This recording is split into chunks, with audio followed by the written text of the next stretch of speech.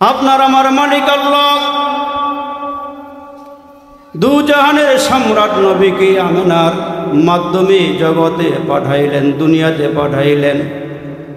মা আমিনা বলেন, আমার সন্তানকে আল্লাহ তাআলা যখন আমার গর্ভে দিলেন, আমার পেটে দিলেন, রসুল আরবি দুনিয়াতে আগমন করার আগেই বাবা আব্দুল্লাহ দুনিয়া থেকে বিদায় হয়ে চলে গেল। একজন মহিলার স্বামী যখন মারা যায় তখন ওই মহিলাটা বিধবা হয়ে যায়। আমাদের সমাজেও আছে, ওই সমাজের মধ্যেও ছিল। বিধবা মহিলা সাজসজ্জা করে, সেন্ট মাইকা, আতর মাইকা, সৌন্দর্যের পোশাক পরিধান করে বাহিরে ঘোরাফেরা করা তখনও নিষেধ ছিল, এখনও নিষেধ। ঠিক নিজরে করে একজন মহিলার স্বামী নাই, যদি মনে করেন সেন্ট মাইকা সুন্দর কাপড় পরিধান করে মার্কেটে যায়, তাহলে মানুষ ভালো বলবে না খারাপ বলবে? কথা বলেন, ভালো বলবে না খারাপ বলবে? ওইটা ওই সমাজেও ছিল। মা আমিনা বলেন, আল্লাহ তাআলা যখন মুহাম্মদ নবীকে আমার পেটে দিলেন, আমি যখন রাস্তায় বের হয়ে যাই মনে হয় যেন চামড়াগুলো ফেটে ফেটে সুগন্ধি ভিতর থেকে বের হইতেছি। আশপাশের মহিলারা একত্রিত হইয়া কানাঘুষা শুরু করে দিল। খাজা আব্দুল মুত্তালিবের পুত্রবধূ আমেনা স্বামী হারা দুনিয়াতে চলাফেরা করে, রাস্তায় চলাফেরা করে, সুগন্ধি মাইকা মাইকা চলাফেরা করে। কথাটা এক কান দুই কান হইতে হইতে খাজা আব্দুল মুত্তালিব নবীর দাদার কান পর্যন্ত এসে গেল। খাজা আব্দুল মুত্তালিব ঘরে আইসা বিবিকে ডাক দিয়ে বলে, বিবিরি, সমাজে মুখ দেখাইতে পারি না, মনে হয় যেন নাক কান কাটা যাবে। তোমার পুত্রবধূর কারণে সমাজে মুখ দেখাইতে পারবো না। খাজা আব্দুল মুত্তালিবের বিবি আমার নবীর দাদি ডাক দিয়ে বলে, কি হয়েছে বলেন? হয় তোমার পুত্রবধূ রাস্তা দিয়ে যায়, এত সুন্দর সুগন্ধি কোথায় পায়, সেন্ট কোথায় পায়? নবীজির দাদি একদিন ডাক দিয়ে বলে, শোনো স্বামী, তোমার যেই কথা আমারও সেই কথা। আমি যখন গোসলখানায় ঢুকতে যাই, গোসল করতে যাই, আর আমেনা যখন গোসলখানার ভিতর থেকে বের হয়, আমি যখন গোসলখানার ভিতরে ঢুকি, গোসলখানার ভিতর থেকে কেমন জানি মেশকো আম্বরের ঘ্রাণ আমার নাকে লাগি। একদিন ডাক দিয়ে বলে, আমেনা রে, এত সুঘ্রাণ পাও কই? তোমার শরীর থেকে এত সুন্দর সুগন্ধি কেন আসে? আমেনা ডাক দিয়ে বলে, শাশুড়ি আম্মা শুনে, আপনার যেইটার কথা আমারও সেই কথা। আসলে আমি কোনো সুগন্ধি মাখি না। এই সন্তানটা যেই দিন পেটে আসছে ওই দিন থেকে আমার দেহের ভিতর থেকে খালি সুগন্ধি সুগন্ধি বের হয়। আরো কি বলবো নি, আমি যখন বালতি লইয়া, আমি যখন কলস লইয়া কূপের দ্বারে যাই, পানি উঠাইতে যাই, আমি গেলে দেখি পানিগুলো হইল নিচে। আমি যখনই বালতি দিয়া পানি উঠাইতে কূপের পাশে যাই, নিচের পানিগুলো ধাবায়া ধাবায়া সামনের দিকে উপরের দিকে উঠতে শুরু করে দে। আশেপাশের মহিলাগুলো ডাক দেয়া কয়, আমেনা রে, তুমি যাইও না, তুমি গেলে পানিগুলো নিচে নেই মাঝে আমাদের গোড়াইতে কষ্ট হয়, বালতির মধ্যে পানি উঠাইতে কষ্ট হয়। তুমি এইখানে থাকো, আমরা বালতিগুলো ভইরা লই, তারপরে তুমি ঘরে ফিরে যাইও। বাবা আমি কি আরো বলবো নি, আমি যখন একা একা ঘরের মধ্যে থাকি, আমি তাকায়া দেখে ঘরের ওয়ালগুলো পর্যন্ত আমারে সালাম দেয়। আমি একদিন ঘরে বসে আছি, ঘরের মধ্যে তিনজন মহিলা ডুইকে আমারে সালাম দেয়। তিনজন মহিলা আমার গলার ভিতরে মালা পরাইছি, আমি পরিচয় জানতে চাইলাম তোমরা কারা। একজন বলে আমার নাম হইল আসিয়া, আরেকজন বলে আমার নাম হলো মরিয়ম, আরেকজন বলে আমার নাম হলো উম্মে কুলসুম, একজন হলো ফেরাউনের স্ত্রী, আরেকজন হলো ঈসা নবীর মা, আরেকজন হলো মূসা নবীর বোন উম্মে কুলসুম। এই তিনজন আইসা আমার গলার মধ্যে মালা পরাইয়া ডেকে ডেকে বলে আমেনা রে, তুই তো জান্নাতের সুপুরুষ তোর পেটের ভিতরে ধারণ করে রাখছ। আর একটু জোরে বলেন না সুবহানাল্লাহ। ওই নবী দুনিয়ার জমিনে আগমন করবে। মা আমেনা বলেন আমি চিন্তিত হয়ে গেলাম, সন্তানটা দুনিয়াতে আসবে বাবা নাই, এই সন্তানটারে কে কাঁধে লইয়া ঘুরব, কে বাজারে নিয়ে নিয়ে খেলনা পাতি কিনিয়া দিবে। আমার এই সন্তান দুনিয়াতে আগমন করলো সুবহ সাদিকের সময়। আমার আপনার নবী দুনিয়াতে আগমন করার আগে 4টা দরখাস্ত আল্লাহর নিকট দেওয়া হইল। রাত আল্লাহর নিকটে দরখাস্ত দিল, দিন আল্লাহর নিকটে দরখাস্ত দিল, জমিনবাসী আল্লাহর কাছে দরখাস্ত দিল, আসমানবাসী আল্লাহর নিকটে দরখাস্ত দিয়া বলে আল্লাহ তোমার এই নবীটারে জমিনে পাঠাইলে আমরা খুশি হইতাম। আসমানবাসী কয় আল্লাহ আসমানে পাঠাইলে আমরা খুশি হইতাম। জমিনবাসী ডাক দিয়ে কয় মালিক জমিনে পাঠাইলে আমরা খুশি হইতাম। আসমানবাসী কয় আল্লাহ আসমানবাসী আসমানে পাঠাইলে আমরা খুশি হইতাম। 4টা দরখাস্ত দিলে পরে আল্লাহ ডাক দিয়া বলে আমার নবীর আগমনে 4টা দরখাস্ত দিছে রে, কার দরখাস্ত ফিরাইয়া দিবার কারটা গ্রহণ করব। আমার আল্লাহ 4টা দরখাস্তই কবুল আর মঞ্জুর করে নিলেন। এমন একটা সময় নবীকে দুনিয়াতে আল্লাহ পাঠাইলেন সুবহ সাদিকের সময়। দেখবেন সেহরির সময় মুয়াজ্জিন কার 5 মিনিট বাকি আছে, খাওয়া বন্ধ করেন, কয়নি আর 10 মিনিট বাড়িয়ে বাকি আছে, তাড়াতাড়ি খানা শেষ করেন। ওইটারে বলা হয় সুবহ সাদিক। রাত এবং দিনের মাঝামাঝি অংশে আমার নবীকে আল্লাহ দুনিয়াতে পাঠাইয়া দিনের দরখাস্ত কবুল করলেন, রাতের দরখাস্ত কবুল করলেন, জমিনে পাঠাইয়া জমিনবাসীর দরখাস্ত আল্লাহ কবুল করলেন, আসমানে পাঠাইয়া আমার আল্লাহ আসমানবাসীর দরখাস্ত কবুল করলি। আর একটু জোরে কোন আমার নবী দুনিয়াতে আসলো। আমেনা বলেন আমার ঘরে আলো নাই, কুপি নাই, ল্যাম্প নাই, বাতি নাই, আমার ছেলে ঘরে আসবে। চিন্তায় পড়ে গেলাম, ঘরে তো কোনো আগুন নাই, ঘরের মধ্যে কোনো লাইট নাই, কুপি নাই, বাতি নাই, ল্যাম্প নাই। যেই মাত্র আমার সন্তানটা ভূমিষ্ঠ হইল, আমি তাকায় দেখি গো ঘরের মধ্যে কুপি লাগে নাই, মুহাম্মাদের চেহারা দিয়া আমার অন্ধকার ঘরটা আলোকিত হয়ে গেছি। সন্তান কতই দেখেছি, কিন্তু আমি তাকায় দেখে আমার সন্তানটা জমিনে পইরাই সেজদার মধ্যে পড়ে আছি। সেজদার থেকে মাথা উঠাইয়া ওপরের দিকে তাকাইছি, পুরা জগৎরা আলোকিত হয়ে গেছি।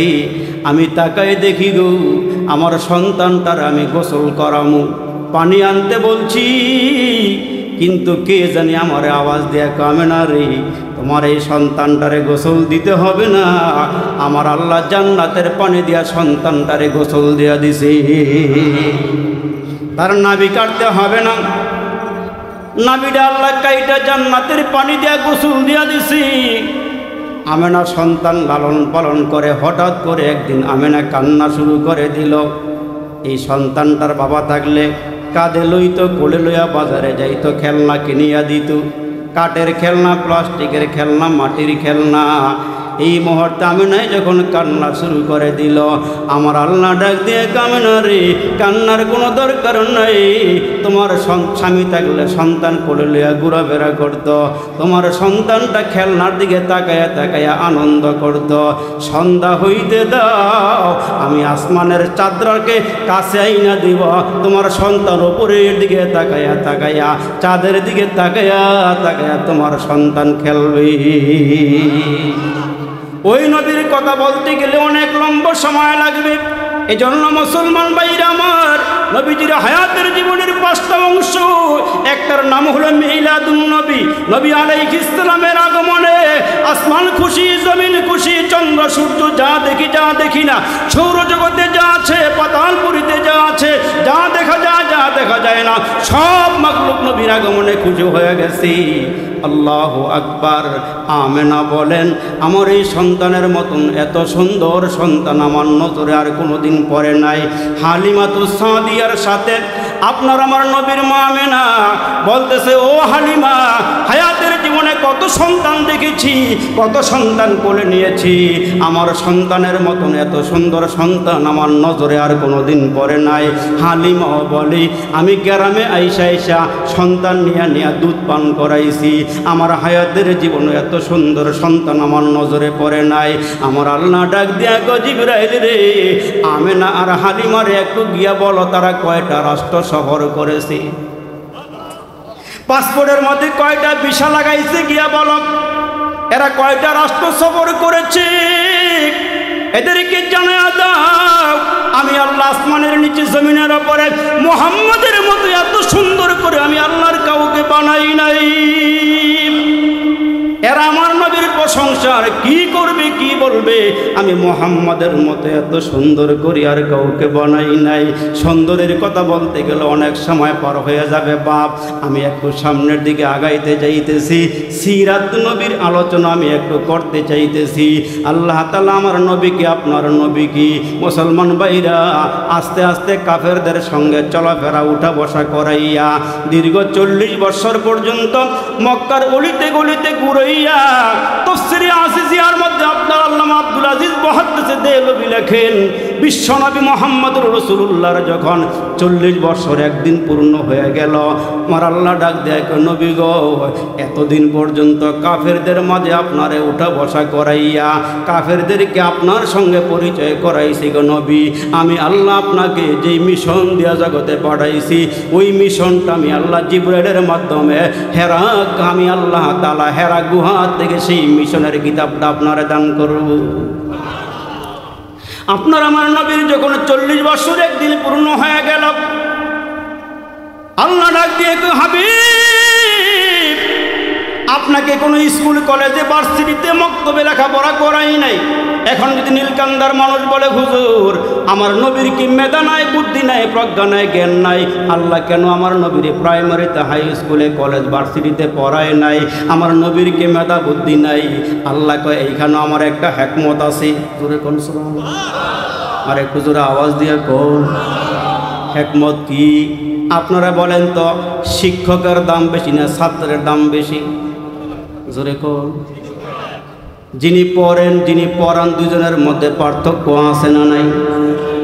নবী যার কাছে পড়বেন তিনি হবেন শিক্ষক, আর নবী যেহেতু পড়বেন নবী হবেন ছাত্র।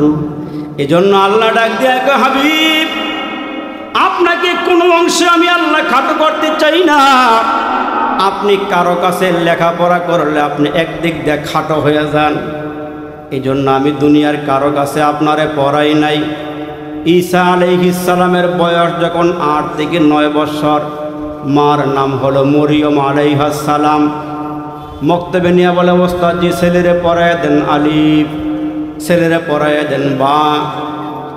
মক্তবে মরিয়ম আলাইহাস সালাম ঈসা আলাইহিস সালামরে নিয়ে ভর্তি করে দিলেন, পড়ায় দেন আলিফ।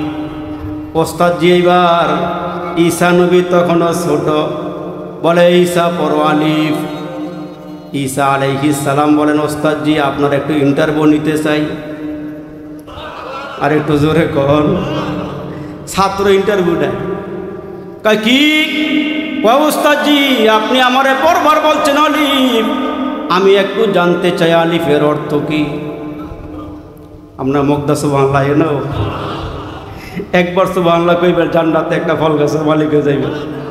আল্লাহু আকবার। ওস্তাদজিকে বড় আলিফ, ঈসা নবীকে আলিফের অর্থ কি? আলিফটা খাড়া কেন? সবগুলো হরফ ঘুমায় আছে, আলিফটা খাড়া কেন? ওস্তাদজিকে আমিও তো পড়ছি আলিফ, আলিফ হই, আলিফের আবার অর্থ কিসের? এবার সামনের সারিতে যারা বসা, ওস্তাদজি জিজ্ঞাসা, রাই বলো তো আলিফের অর্থ কি? বলে আদ্রি।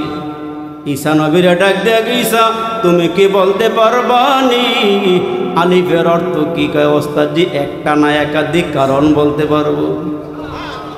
কয় তাইলে বলো। এইভাবে না, আপনি নিচে যান, আমার চেয়ার দেন। ছাত্রের মতো দাঁড়ায় দাঁড়ায় প্রশ্ন করেন, আমি ওস্তাদের মতো জবাব দিতে থাকি।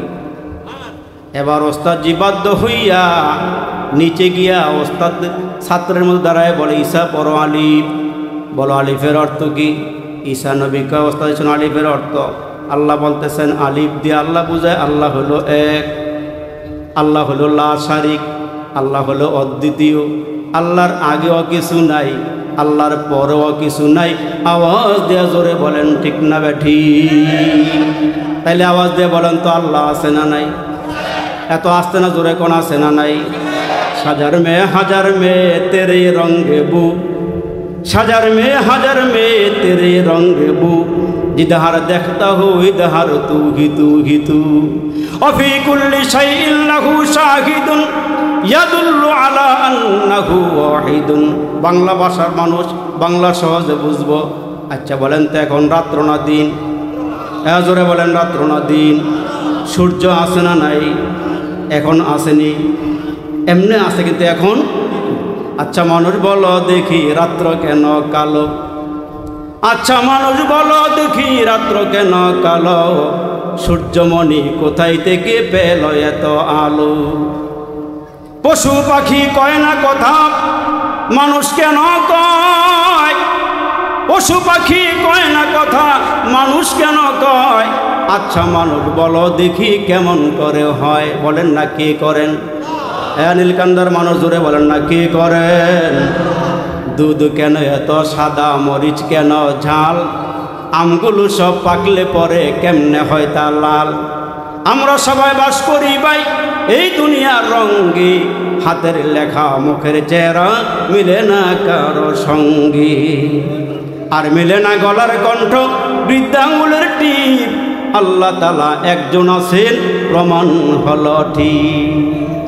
তাহলে আল্লাহ আছে না নাই? আরো জোরে বলতে হবে আছে না নাই? সে আল্লাহর পরিচিতি দিকে রসুল বলেন, এ জগতের মানুষ, আল্লাহ হেরা গুহার থেকে আমারে কোরআন দিছেন, এই কোরআন অনুযায়ী তোমাদেরকে আমল করতে হবে, সামনের জীবন তোমাদেরকে পরিচালনা করতে হবে। এরে বাপ, 40 বছর পর্যন্ত মক্কার একটা মানুষ আমার নবীরে কিছু কয় নাই, নবীরে কোনো গালমন্দ করে নাই। কাফেররা নবীরে কয় আল আমিন, মোহাম্মদ সত্যবাদী, মোহাম্মদ সাদিক সত্যবাদী, মোহাম্মদ আল আমিন, মোহাম্মদ বিশ্বস্ত। এতদিন পর্যন্ত হুজুর বড় বালা, হুজুরের নামাজের কথাও কয় না, রোজার কথাও কয় না, সুদ খাইলেও কিছু কয় না, ঘুষ খাইলেও কিছু কয় না। এখন দি হুজুর আবার কথা কয় আমগো গ্রামের মাতবরে 3 বার হজ করে মক্কা থেকে হজ করে আইয়া ঘুষ খায়, আবার সুদের টেহা লাগাইয়া খায়। এতদিন পর্যন্ত হুজুর সুদের বিরুদ্ধে ওয়াজ করে নাই, ঘুষের বিরুদ্ধে ওয়াজ করে নাই। হঠাৎ করে একদিন টাইট করে হুজুরে মিম্বরে বয়ান শুরু করে দিল, আমগো এলাকার হাজি সাহেব 3 বার হজ করে আইসা সুদের টেহা লাগাইয়া খায়, ঘুষ খায়। কয় কেমন ঘুষ খায়? কয় 2 পক্ষ থেকেই খায়, দোনো গ্রুপে মারামারি লাগাইয়া দিয়া একটা ফিডান দিল আর একটা ফিডান খাইল। এখন যারা পিডান খাইছে একত্রেও টেহা খায়, আর যারা পিডাইছে একত্রেও টেহা খায়। নিরুপায় হইয়া পিডা খাইয়া পিটনি খাইয়া মাতবরের কাছে গিয়ে মাতবর এমন পিডা খাইছে, একটু মাঠটা বেশি খাইয়া লাইছে, একটু বিচার করে দেন। মাতবর এমন সিফা মাতবর, টেহা সারা সামনে আগায় না। কয় ঠিক আছে বিচারও যামো, কিন্তু মাঝখানে আবার একটা কিছু লাগবো। কয় কি লাগবো? গরিব মানুষ 5000 টাকা দিয়া গেছে, আর বলছে ঠিকঠাক মতো বিচারটা করে দিয়েন। এইবার 3 বারের হাজি সাহেব খুশি হয়েছে, অসুবিধা নাই, ঠিক আছে আগামীকালকে বিচারে যাব, বিচারের ফয়সালা করব। কিন্তু যারা পিডাইছিল, যারা মারছিল, এরা গিয়া কয় চাচা খবর পাইছি যারা মার খাইছে এরা নাকি আপনার কাছে বিচারের লেগে আইছে। বিচার কিন্তু ঠিকঠাক মতো কইরেন, আমগো বাড়ির সামনে দিয়ে কিন্তু রাস্তা যাইবার কালে কিন্তু আপনার খবর আছে।